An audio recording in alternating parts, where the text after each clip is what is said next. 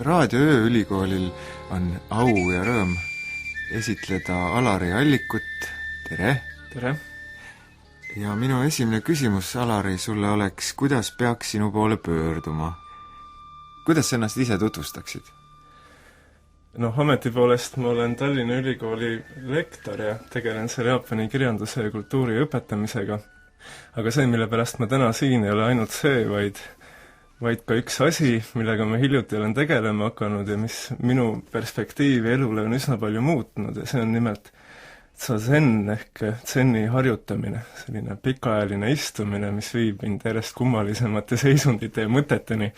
Ja osasid nendest ma tahaksingi täna veidi rääkida. Aga sellega ei kaasne minul mingit tiitlit, vaid ma hea meelega jääksin üleüldse selliseks nimetuks tegelaseks või teatavaks hääletoruks, kelle kaudu teised või see miski, millest ma juttu täna tahan teha, saaks ennast ise minu kaudu väljendada. Kas seda miskit on parem mitte sõnastada praegu isegi? Selle miskil on see häda, et niipea kui tast hakatakse rääkima, siis ta ei ole enam miski, vaid juba kohe midagi. Ja midagi väga konkreetset, mille igaüks saab kenasti ära lahterdada ja oma harjumuspärasesse mõttesüsteemi paigutada. See ongi see põhjus, mille pärast päris zen-õpetajad, keda mina ei ole, väldivad üleüldse sellest kõnelemist, sest et keelel on juba säärane omadus, et ta teatud asju lihtsalt mitte kuidagi ei taha väljendada või keeldub väljendamast ja see, mida me kuulda saame keele kaudu, on enamasti üsna harjumuspärane. Kuidas siis sellest zennist rääkida või kuidas sina ise siis sattusid kokku sellise zen-maailmaga? Minu endaga oli niimoodi, et ma Jaapani kultuuriga hakkasin tegelema 91. aastast Humanitaarinstituudis. Hakkasin õppima Jaapani filoloogiat ja 10 aasta jooksul ma olin omandanud tohutu hulga teadmisi Jaapani kultuurist, lugenud mitmed zen-õpetajaid muu hulgas. Aga elu läks omasoodu edasi ja mingil hetkel ma avastasin, et need teadmised, mida ma olin omandanud, on justkui teatav selline kapital või mingid esemed, mis on eraldi kenasti kapis niimoodi vitriini laotud. Teadmised Jaapani ajaloost, teadmised Jaapani kirjandusest, kõikidel on kenasti sildid juures.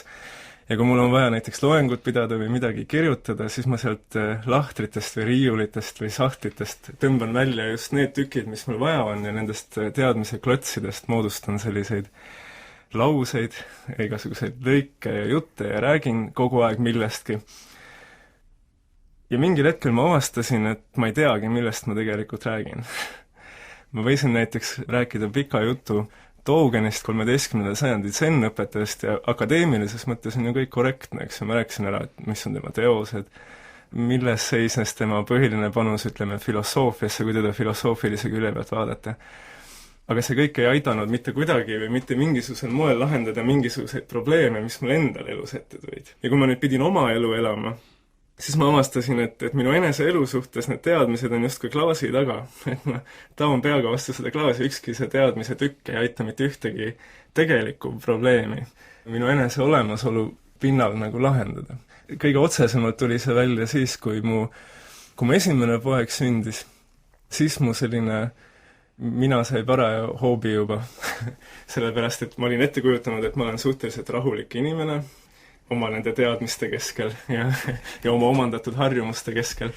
Aga esimene poeg oskas juba väga osavalt vajutada mitmesuguseid nuppe, kus ma korraga avanesin endale hoopis teisest küljest. Ma võisin olla väga vihane, karjuda ootamatutel hetkedel.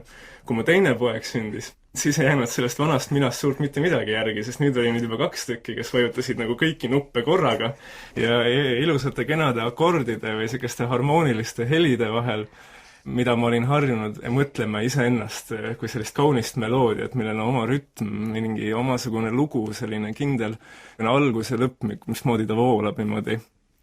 Korraga tuli välja, et see kõik on mingisugune kakofoonia või et see muusika on kuuldav ainult teatud tingimustel.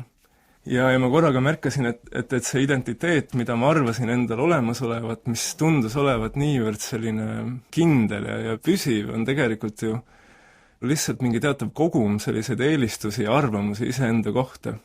Ja need kõik parlevad selle ühe sellise mina või identiteedi pildi, Alari Alliku pildi ümber. Ja niipea, kui mingisugune suurem asi seda mina-pilti vähekini kõigutab, siis kõik need laused, mida see mina koos hoiab, nagu et ma olen tark või et ma olen ilusam kui teised või hammas kukub välja, siis ei olegi enam nii ilus ja korraga terve tükk identiteeti kaob ära. neid sündmusi elus tuleb järjest ette, mis ohustavad seda. Ja inimene tavaliselt sellises olukorras ta proovib meeleheitlikult kinni lappida selle mina-struktuuri mingisugusel moel. Need puudulevad tükid kuidagi ära asendada, sinna mingid lapid kinni panna ja ikkagi selle sama lonkava, nüüd juba vigastatud minaga ikkagi moodi kuidagi selle Alari Alliku loo lõpuni nagu ära mängida, olgugi et muusika ei ole enam ilus, eks ju. Proovida ikka kuidagi moodi sellest olukorrast välja tulla. No minuga juhtus see, et kuna ma olin mingil määral seda zen-värki eelnevalt lugenud ja need tekstid olid minu jaoks just nagu seal klaaskapis olemas, siis nüüd korraga juhtus see, et nad ei olnud enam nii väga sellised akadeemilise uurimise objektid, et ma uuriksin nende kaudu, mida nüüd jaapanlased mõtlevad või et kuidas see Jaapani kultuur on teistmoodi kui meie oma, ma sain korraga aru, et jutt käib ju minust endast. Ja selles mõttes tekkis selline kummaline olukord, kus ma hakkasin täheldama ka selles samas 13. sajandi Dogenis, selles kõige kuulsamas zen-õpetajas, kes Jaapanis ilmselt üldse kunagi elanud on, et ta igas teises lauses ütleb ju sügyo, see tähendab praktikat. Harjutamine, harjutamine, harjutamine, et see ei ole ju eelkõige mitte filosoofia, mitte mingisugune klaaspärlimäng, vaid jutt käib minust enesest, sellest, mida ma iseendaga päriselt iga päev ette võtan. Ja see harjutamine tegelikult peaks olema siis Dogeni ja tema järgijate ettekujutuse järgi seisnema lihtsalt istumises. Et ei tehtagi mitte midagi, proovitakse olla paigal, hingatakse sirge seljaga istudes ja ei tehta mitte midagi. Ja see mitte midagi tegemine tundub võib-olla esmapilgul kõigile kole lihtne. Kui seda nüüd päriselt proovida, igaüks võib seda ju kohe proovida ka, minut või 5 paigal olla isegi võib mõnel inimesel olla üsna keeruline, rääkimata poolest tunnist või tunnist ajast. See istumine kaldub olema selline praktika, mis kõige otsesemal moel just nimelt selle pidevalt oma elu sisse ennast ära unustava, sellise kiirustava inimese nagu mina seab kõige otsesemal moel ohtu. Tal ei ole enam millegi külge otseselt haakida ennast. Ta jäetakse nii-öelda kuivale selle istumise käigus. Ja siis need mõtted hakkavad kuidagimoodi, millega inimene ennast identifitseerib, need muutuvad siis vähehaaval järjest nähtavamaks ja nähtavamaks, neid on võimalik läbi näha. Ja nüüd ongi küsimus, et kes on see, kes näeb mind ennast läbi?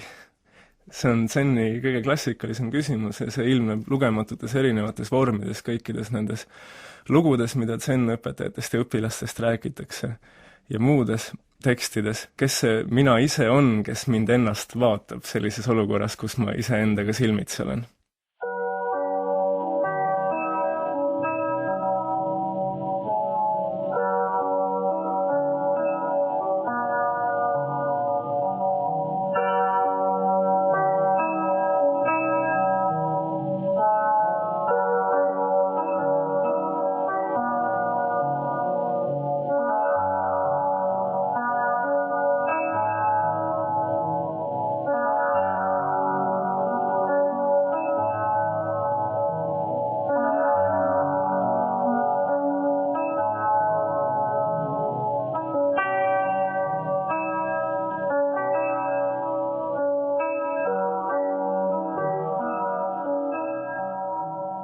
Kas selle istumise eesmärk on siis ise